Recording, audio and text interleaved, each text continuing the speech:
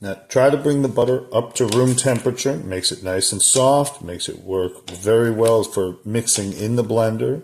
The mixer, personally like to add in just a little bit more, almost 1/8 of a tablespoon of extra butter. We also want 1 large egg. Bring this up to room temperature about an hour before as well.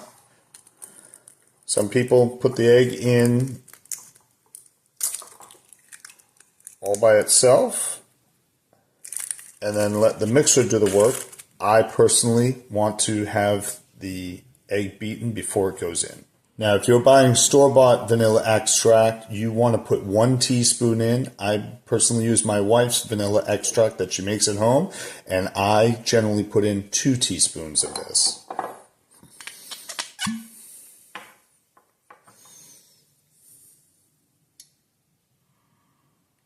Since we're keeping our liquids separate, let's go ahead and now whisk up the vanilla extract and the egg. Now, the reason I do this is that I want consistency throughout the batch. I don't want there to be anything uneven. That's why I whisk this ahead of time, and you'll see me whisk the dry together as well. And I am going to use 3/4 of a cup. Make sure we get the right measurement right there. Take the butter, put it into the mixing bowl. Now we're going to go ahead, get the brown sugar in there as well. Now that we have our brown sugar and butter put together, we're going to mix these first together. Now, the reason that we wanted to make sure that the butter was up to temp is because we do not want chunks. Chunks will not work well, and if you've ever bit into a cookie and you got that little tiny piece of butter, this is why we're doing this. We want to make sure that it's nice and mixed in together. Now that looks like it's got a pretty good consistency. So at this point, I am going to add in half of the dry goods that we had there. This is why we sifted, because what we don't want is we don't want lumps of flour in there as well. And now we're going to add in just about half of the wet that we had. We're going to keep that a little bit low because we don't want all of that liquid or the dry popping out of the bowl while we're doing this. And in a few minutes we'll be able to increase the speed. At this point I'm going to put in the rest of the dry and I'm going to put in the rest of the liquid. Now at this point you should be thinking about turning the oven on at 350 degrees. Every little bit of that because we only had 1 egg that we're putting in and we want to get the most out of our ingredients. And of course we have some that's going up the sides and sticking inside of the mixer. So let's go ahead.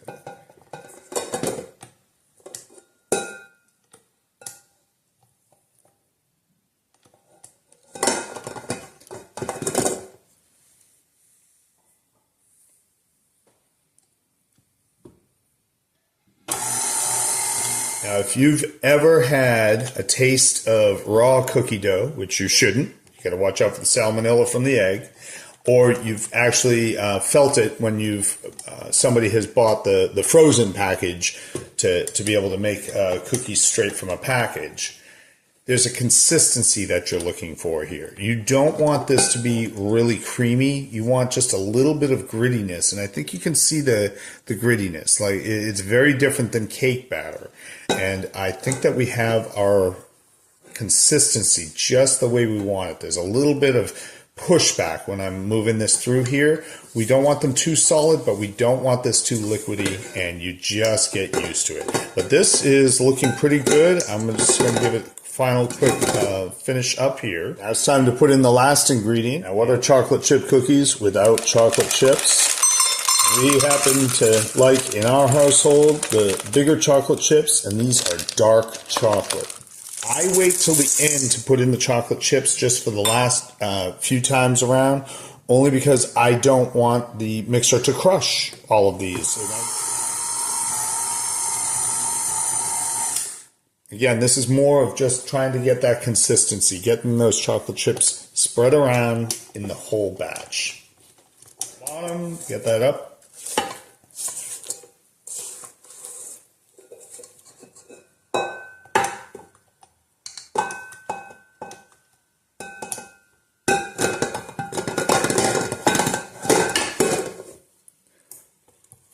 Give it just a few more twirls.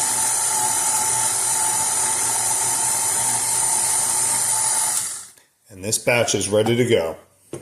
Now, a lot of people will go ahead and grease a pan.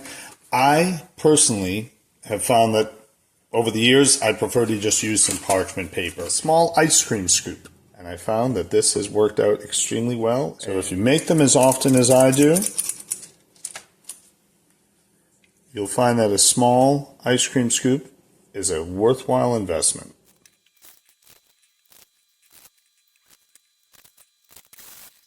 Great, so now all we have to do is put it in the oven. Now I usually set my timer for about 11 minutes with this size cookie, and I'll check them at that point. So let's go ahead and do it.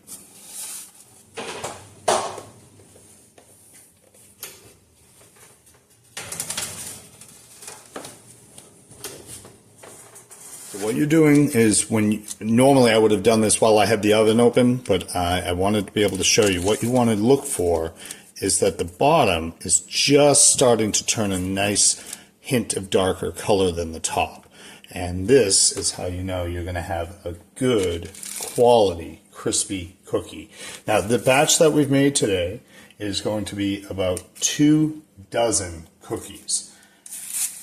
So if you want more than that, of course, you would just double this recipe.